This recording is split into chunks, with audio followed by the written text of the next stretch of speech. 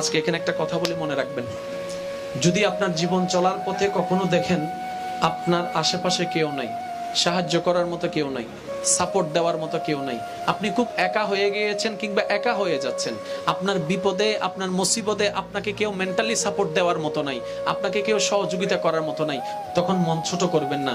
তখন বুঝে নেবেন আপনার আল্লাহ আপনাকে বুঝাই দিতে চাচ্ছেন এই দুনিয়া কত বড় স্বার্থপর।